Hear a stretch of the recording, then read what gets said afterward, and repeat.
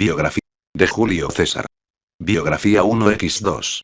La transición de la República al Imperio Romano tuvo como principal protagonista a una de las figuras más célebres de la antigüedad, cuya fama ha perdurado hasta nuestros días. Julio César, 144 AC. Excepcionalmente dotado como estratega, político, orador y prosista, su carrera política y militar lo llevaría, tras dirigir la victoriosa campaña de las Galias y derrotar a Pompeyo en la Guerra Civil, 49-46, a imponerse sobre las debilitadas instituciones republicanas y a hacerse con el control absoluto del poder, desde el que se propuso acometer reformas que posibilitasen mantener la creciente influencia de Roma sobre el Mediterráneo. El complot que terminó con su vida 2 años después le impidió ver realizados sus proyectos. Sin embargo, aquel a quien había designado como su sucesor, Octavio Augusto, acabaría por convertirse en el primer emperador romano. Julio César nació el 13 de julio del año 100 a.C., según la fecha más comúnmente aceptada, en un barrio no muy aristocrático de Roma, cercano a la actual Vía Cavour. Se sabe poco de su infancia, transcurrida en el seno de una familia patricia, la gens Julia, que pretendía descender de Eneas, a quien se consideraba hijo de Venus, y en la cual, en algún momento, se había insertado una rama que agregó el nombre de César. Los miembros de la familia habían vivido al margen de la lucha continua por los cargos que permitían hacer carrera pública hasta llegar al consulado, la aspiración máxima. La infancia y la primera juventud eran breves en aquellos tiempos. Desde los 10 años, César fue puesto al cuidado de un ilustre maestro especialista en literatura griega y romana, Marco Antonio Mifón, para que se ocupase de su educación. Aprendió a leer y escribir en la traducción de la Odisea hecha por Livio Andrónico. Seguramente sus dotes naturales le permitieron aprovechar al máximo las enseñanzas de su maestro, de modo que fue perfeccionando su lenguaje y aprendiendo los rudimentos de la oratoria, fundamentales para una carrera política. Si bien su familia no había ocupado altos cargos, las inclinaciones del grupo le volcaban hacia el Partido Popular. Julia, una hermana del padre de César, se había casado con Cayo Mario, plebeyo de origen pero hombre muy poderoso por su capacidad militar. La familia ingresó, probablemente a través de Mario, en los círculos del Partido Popular. El padre de Julio César no pudo sino acceder al segundo cargo de mayor importancia del Estado, la pretura. Ostentaba dicho cargo cuando su hijo, de 15 años, debió asistir a la ceremonia por la que se abandonaban las vestiduras infantiles orladas de púrpura y se recibía la toga viril. A los 15 años, en aquel 85 en el que moriría su padre, César era un hombre. Inmediatamente tomó por esposa a Cornelia, hija de Cina, uno de los dirigentes máximos, junto con Cayo Mario, del Partido Popular y hombre todopoderoso en Roma. Con esta decisión, la gens Julia terminó por asociarse en forma definitiva con los intereses del pueblo, enfrentándose al corrompido patriciado romano. Todo esto debió de resultar algo duro para Julio César, que era un joven que llevaba una vida libre de prejuicios, liberado ya de la rigidez de su maestro e inclinado hacia todo tipo de lecturas, incluido el teatro. Para casarse con Cornelia tuvo que romper un compromiso anterior, lo que provocó tensiones en el seno de la familia. César tuvo con ella una hija, Julia, a la que estuvo vinculado toda su vida y por la que siempre sintió un profundo afecto, a pesar de que su relación matrimonial con Cornelia fue casi circunstancial. Al iniciarse su vida matrimonial, César debió de ingresar en el círculo de hombres importantes de los que se rodeó su tía Julia, viuda ya de Mario. En esa época fue designado Flamen Dialis, es decir, sacerdote de Júpiter, el más importante de los dioses romanos. El emperador Julio César, de Rubens en el año 82, el cónsul y general romano Sila, que había vencido a Mitrídates, haciéndole retroceder a las primitivas fronteras de su reino en el Ponto, regresó victorioso a Roma y, como era habitual, tomó cumplida venganza sobre sus adversarios populares. Los asesinó, proscribió el ascenso a cargos públicos de sus descendientes, incautó sus bienes e instauró una nueva forma de Estado, inaugurando un tipo de dictadura absoluta por tiempo indefinido, concepto jurídico que Julio César no olvidaría en el futuro. Pero de momento Sila, que tuvo algunas consideraciones con las familias patricias inclinadas hacia el populismo, exigió a César que repudiara a Cornelia. César respondió al mensajero de Sila con una famosa frase: «Dile a tu amo que en César solo manda César», y optó por el exilio en Asia. Nada de esto fue fácil. César fue perseguido y se puso precio a su cabeza. Tuvo que comprar su libertad a un soldado que le había encontrado, y finalmente, por ruegos de familiares cercanos al dictador y la intermediación de sacerdotisas de la diosa Vesta, Sila indultó al joven de la toga suelta, epíteto que aludía a la costumbre de César de no ajustarse el cinturón de su toga, que caía así libremente, según un uso que entonces se consideraba poco viril. Fue un perdón a regañadientes. Sila había columbrado el temible porvenir del muchacho cuando afirmó, según Hyperlink https. www.biografiasividas.com/biografía/s/suetonio.htm Suetonio, que Caesar y multos Marios in esse, en César hay muchos Marios, queriendo significar con esa frase el peligro que entrañaba su resuelta personalidad. César, no obstante, no se abrevió a regresar a Roma y pasó al servicio del propretor Termes, el cual, por ser César hijo de un miembro del Senado, le confirió el grado de oficial. Participó así en la toma de Mitilene de Lesbos, ciudad aliada con Mitrídates, y su comportamiento militar le valió una condecoración. Termes decidió entonces enviarlo a la corte de Nicomedes IV, rey de Bitinia, reino situado en la costa sur del Mar Negro y el Mar de Mármara, a fin de afianzar relaciones. Entre Nicomedes y César se trabó una íntima amistad que fue objeto de rumores, algo muy habitual de la época, por otra parte. El hecho es que César volvió un par de veces a Bitinia y que, a la muerte de Nicomedes, el reino fue incorporado a Roma como una provincia más, pasando todos sus habitantes a ser clientes de César. Esto ocurriría en el 74 AC, cuando ya Julio César era dictador absoluto de Roma, y aun en las grandes celebraciones, una curiosa muestra de la libertad de la que algunos gozaban en la Roma de aquellos días, sus propios soldados cantaban coplas en las que burlonamente se referían a sus probables relaciones homosexuales con Nicomedes. Sus enemigos le recordarían a menudo este oprobioso episodio, llegando a bautizarle con el infamante sobrenombre de Bitinicam Reginam, la reina de Bitinia. El ascenso al poder muerto Sila, César regresó a Roma en el 78. En su corta vida había ya adquirido bastante experiencia en los negocios públicos y había ejercitado su capacidad de mando. Sin duda César pensó que la muerte de Sila le permitiría un rápido progreso entre los populares, pero se equivocaba. Sila había dejado todo bien atado, y el poder de los conservadores optimates, hombres excelentes, que dominaban el Senado, detenía al Partido Popular. Julio César, político nato, y así hay que entenderlo siempre para comprender el sentido de muchos de sus actos, se propuso profundizar en la comprensión del laberinto de la cosa pública. Consideró que su formación aún no había sido completada y viajó a Rodas para estudiar retórica con Apolonio de Molón, un brillante y renombrado maestro quien encontró en su discípulo excelentes cualidades innatas para la elocuencia. Solo Cicerón, que también había recibido lecciones de Apolonio, le superó entre sus contemporáneos en el arte de la oratoria. Busto de Julio César en el viaje fue raptado por los piratas que asolaban el Mediterráneo y que vivían del rescate que exigían por sus víctimas.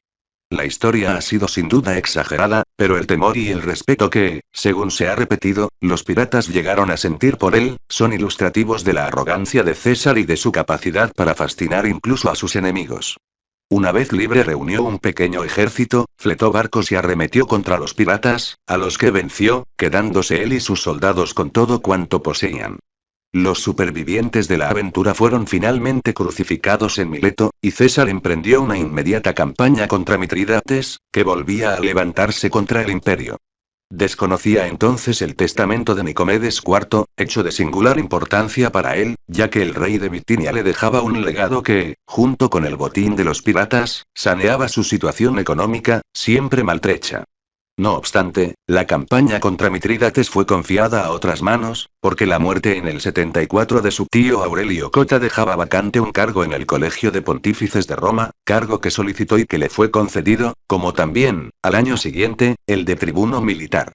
Estas designaciones no hicieron más que acelerar la carrera política de César.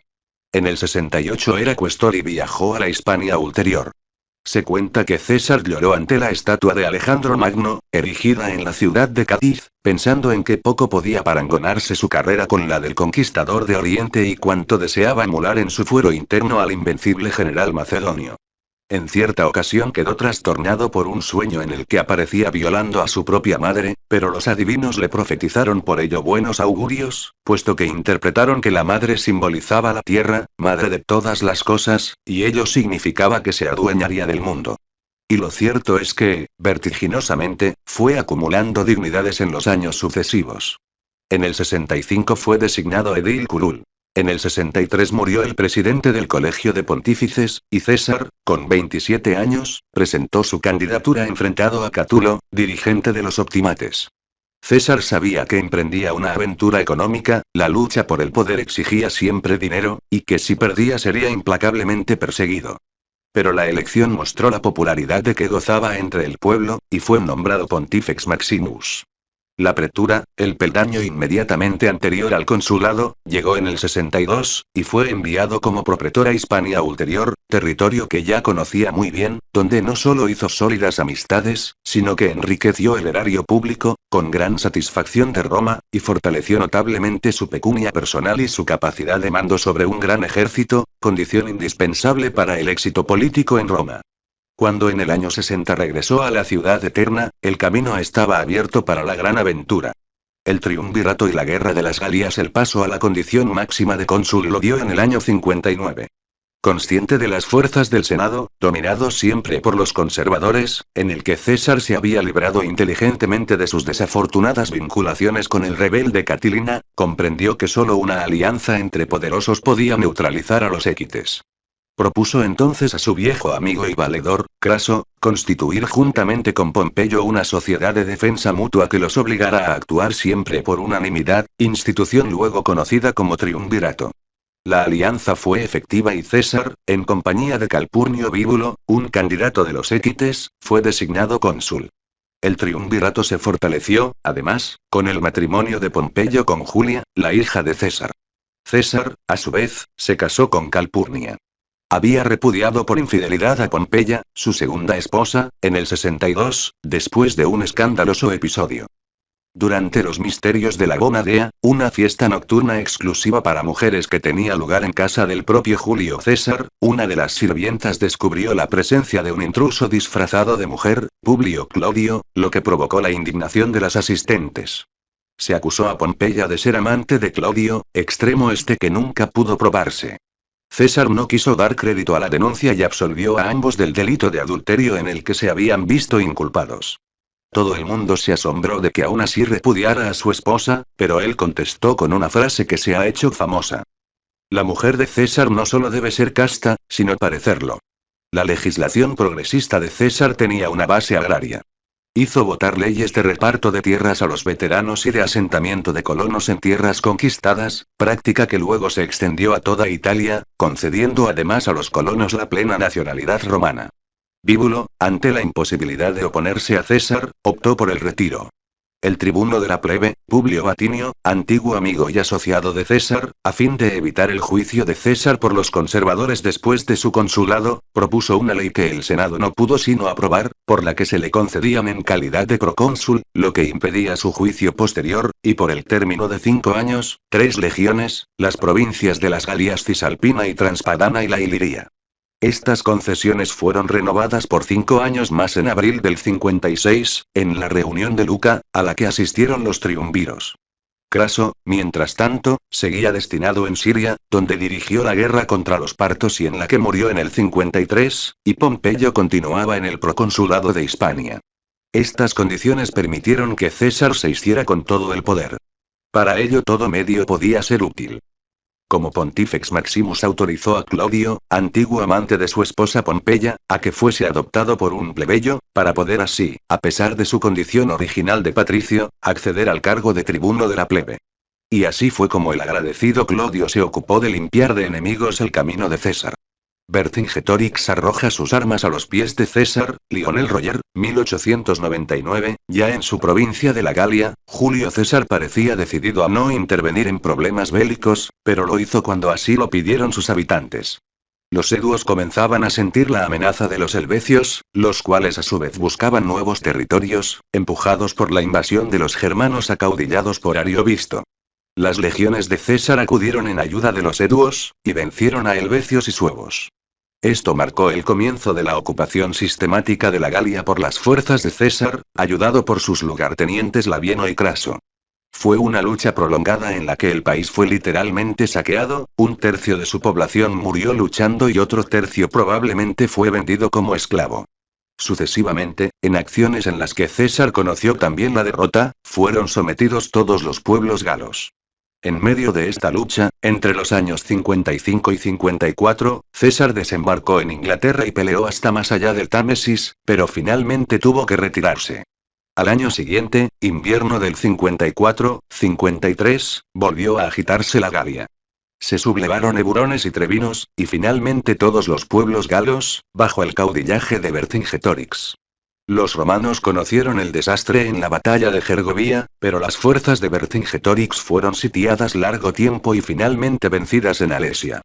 La rendición de los belovacos, belgas, en Uxellodunum, 51, puso punto final a la dominación de las Galías, aunque el sometimiento total solo se logró en el invierno de diciembre del 51 a febrero del 50, tras reducir pertinaces focos de resistencia.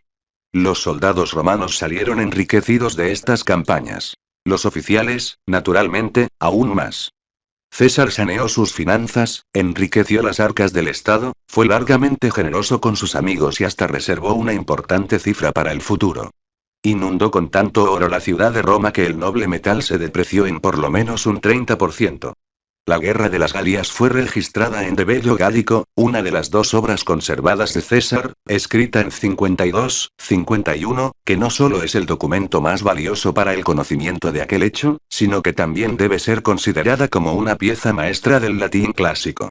La Guerra Civil, la otra obra conservada de Julio César, De Bello Civili, literariamente inferior a la primera, tal vez porque no tuvo siquiera tiempo de revisar sus manuscritos, se refiere a los hechos que cubren la Guerra Civil entre los años 49 y 45. El inmenso poder acumulado por César provocó el pánico del partido senatorial, sus enemigos de siempre. Por otra parte, muchos republicanos vieron en este poder el más grave peligro para la República. Y además, circunstancias internas tenían convulsionada a la ciudad. El Senado designó en el 52 a Pompeyo como cónsul único, y cuando el bando senatorial volvió a sentirse fuerte, entre el 51 y el 50, Pompeyo, ahora enemigo de César, le pidió que licenciara a sus legiones y regresara a Roma. César cruza el Rubicón en esa tesitura, vacilante e indeciso. Julio César se hallaba frente al pequeño río Rubicón, que separa la Galia Cisalpina de Italia, cuando, según unos por su proverbial osadía y según otros por imperativo de los hados, fue presa de un impulso irrefrenable y arrastró sus tropas tras de sí exclamando Alea jacta est. La suerte está echada. Esta acción desencadenaría la guerra civil. Ocupó Picenas, Umbria y Etruria, se dirigió a Brindisi para interceptar el paso a Pompeyo, aunque no lo consiguió, y volvió sobre sus pasos para entrar en Roma, donde convocó al Senado e impuso sus condiciones. La batalla definitiva tendría lugar en Farsalia, epopeya cantada por Lucano en versos inmortales. El poeta describe a Pompeyo en el declinar de sus años hacia la vejez, como sombra de un gran hombre, y a César como fogoso e indomable, un hombre que acudía a actuar donde quiera que le llamara la esperanza o la cólera. Allá se encontraron enseñas leonadas frente a enseñas iguales y hostiles, idénticas águilas frente a frente y picas amenazando idénticas picas. César venció y Pompeyo huyó a Alejandría, donde murió el 28 de septiembre del año 48 a manos de soldados de Ptolomeo, quien mantenía un contencioso con su hermana y esposa, Cleopatra, sobre el trono de Egipto. Al enterarse del trágico final de Pompeyo, César lloró su muerte. César en Egipto. César llegó a Egipto acompañado por 2 legiones, la 10ª y la 12ª. En total, unos 6.000 hombres. Tras acomodar a sus hombres en el Palacio Real, se dispuso a poner orden en la difícil situación interna del país del Nilo, dividido por el enfrentamiento entre los 2 hermanos y esposos reinantes, Ptolomeo XIII y Cleopatra VII. César y Cleopatra mantuvieron una intensa y famosa relación amorosa que daría como fruto un hijo. Cesarión. César dio el trono a Cleopatra, 47 ac, lo que, unido a la presencia de las tropas romanas en el palacio de los faraones y a la deposición de Ptolomeo XIII, hizo que el pueblo, dirigido por los consejeros fieles al rey, se amotinase y tratase de tomar el palacio. César y Cleopatra, Jean Leon Germe, 1866, durante 4 meses, César resistió atrincherado en el palacio frente a los 60.000 hombres del egipcio Aquiles. Finalmente, cuando llegaron los refuerzos dirigidos por Mitrídates de Pérgamo, César protagonizó una de sus geniales acciones militares y logró atravesar el cerco egipcio para reunirse con Mitrídates, tras lo cual las fuerzas combinadas de ambos destrozaron a las tropas egipcias en una sangrienta batalla en la que falleció Ptolomeo XIII. Cleopatra se trasladó después a Roma, donde vivió hasta la muerte del dictador. Aquella guerra entre romanos no había terminado aún. César desempeñaba su tercer consulado cuando tuvo que volver a luchar contra las fuerzas senatoriales en Tapso, en abril del 46, y contra las últimas fuerzas de los hijos de Pompeyo en Manda, en marzo del 45, cuando ya era cónsul por cuarta vez. En términos guerreros no quedaba prácticamente nada por hacer. Incluso en medio de la guerra civil, en el 47, había derrotado definitivamente a Farnaces, el eterno enemigo rey del Ponto. 5 días después de llegar, le presentó batalla y en unas cuantas horas devastó las tropas enemigas. Inmediatamente cursó al Senado romano una célebre y lacónica relación de los hechos. Veni, vidi, vici, llegué, di, vencí. Jamás fue derrotado personalmente en ningún combate que entablase, aunque sí lo fueran sus generales. El asesinato César fue, pues, dueño absoluto de la República Romana y del mundo mediterráneo. Se había cumplido el sueño de su juventud. La totalidad del poder, dentro del marco legal de la República. César era imperador y dictador. Como tal, volvió a ejercer su típica clemencia con sus enemigos. No olvidó su política agraria y de asentamiento de colonos. Aumentó el número de fiestas populares, aunque cuidándose de no incurrir en gastos ruinosos para el Estado. Dispuso normativas económicas y financieras que protegían a los menos fuertes, trató de morigerar el lujo de los poderosos y limitó los gastos en banquetes. Diseñó profundas transformaciones políticas, dictó leyes que ampliaban la ciudadanía romana a capas más vastas de la población, y comenzó a pensar en un mundo distinto al hasta entonces conocido dentro de los límites de la ciudad romana. César estaba convencido de que, para mantener el dominio en Oriente y poder llevar a cabo con éxito la expedición final contra los partos, la única amenaza para el imperio, necesitaba ser rey absoluto fuera de los confines territoriales de Roma. Y este fue el detonante. Unos 60 miembros de familias importantes, casi todos senadores, se conjuraron para eliminar a César y restaurar la legitimidad y legalidad de la República, temerosos de que la abrumadora acumulación de cargos y privilegios que recaían en su persona terminase por darle la puntilla a la desvencijada República y César se proclamase a sí mismo rey. De hecho, algunos comentaristas ponen en su boca estas jactanciosas y desafiantes palabras. La República no es nada, es solo un nombre sin cuerpo ni figura. Pero para muchos de ellos fue sin duda un pretexto que disimulaba sórdidos resentimientos y apetitos. Dirigían la conjura Casio, Bruto y Casca. Bruto era hijo de Servilia, la más famosa de las amantes de César, y el propio Julio César lo había acogido como hijo adoptivo y colmado de honores. Casio había luchado junto a César siempre en busca de botín, por lo que no fue difícil comprarlo. Casca, por último, era un tradicional enemigo de Julio César. Otros conjurados no tenían probablemente otro objetivo que el de eliminar al dictador y se comprometieron, como impuso Bruto, a respetar a su lugarteniente Marco Antonio. Muerte de Julio César, Vincenzo Camuccini, 1798, César concurrió al Senado el día 15, los idos de marzo, fecha para la que se había fijado la sesión que discutiría la expedición contra los partos. Fue al Senado a pesar de los ruegos de Calpurnia en el sentido de que no lo hiciera, ya que durante la noche había tenido sueños premonitorios. Alguien retuvo a Marco Antonio en la antesala del Senado. Cuando César se hubo sentado, lo rodearon y lo atacaron con sus puñales y dagas. Según la tradición, ante la puñalada de Bruto, César exclamó «Kai su teknon», frase en griego que posteriormente se latinizó en la famosa «Tu quoque, fili mi». Tú también, hijo mío. César emitió un quejido a la primera puñalada, luego se mantuvo en silencio. Había recibido 23 puñaladas. Posiblemente una sola de ellas había sido mortal. Mientras los aterrorizados senadores huían, hecho que no entraba en el plan de los conjurados, César, envuelto en su toga, caía al pie de la estatua de Pompeyo. La sanguinaria escena, augurada por los adivinos y que desataría una nueva guerra fratricida, acredita, siguiendo la descripción de Suetonio, la postrera elegancia del héroe. Entonces, al darse cuenta de que era el blanco de innumerables puñales que contra él se blandían de todas partes, se cubrió la cabeza con la toga, y con la mano izquierda hizo descender sus pliegues hasta la extremidad de las piernas para caer con más dignidad. El hombre que había ganado un mundo y había contribuido a modificar irreversiblemente el destino de Occidente y de buena parte de Oriente era ya nada más que un despojo sangrante. El 17 de marzo el Senado se reunió de forma urgente para tratar la crítica situación del Estado a raíz del asesinato de César. Se aprobaron medidas de compromiso entre los dos bandos opuestos. Los tiranicidas no eran castigados y, a su vez, no se condenaba ni la persona ni la obra de César. El poder recayó en Marco Antonio, que en ese momento ocupaba el consulado junto con César. El testamento de César legaba 300 sestercios a cada ciudadano necesitado de Roma y entregaba sus jardines del Trastevere al pueblo romano, lo que estimuló la devoción popular por su figura hasta extremos impresionantes. Se pidió la ejecución de los tiranicidas y se rechazó el compromiso de Marco Antonio con los asesinos de César, lo que a la larga le costaría el poder. Al no tener César herederos varones, en su testamento quedó establecido que su sobrino nieto, Octavio, se convirtiera en su sucesor. Octavio llevaría a cabo las reformas de César y se convertiría en el primer emperador de Roma, con el nombre de César Augusto.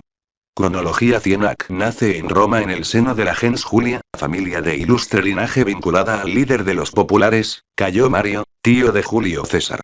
84 AC contrae matrimonio con Cornelia. Es nombrado Flamen Dialis o sacerdote de Júpiter, lo que le proporciona un escaño en el Senado. 82 AC dictadura de Sila. Persecución de los populares. 81 AC se niega a cumplir la orden de Sila de separarse de Cornelia. Parte a Asia Menor al servicio del gobernador Marco Minucio Termo. Fuerte amistad con el rey Nicomedes IV de Bitinia. 78 AC fallece Sila. Julio César regresa a Roma. 74 AC amplía sus conocimientos de retórica en Rodas. Es capturado por unos piratas, de los que toma venganza tras ser liberado. 73 AC regresa a Roma. Inicia su carrera política.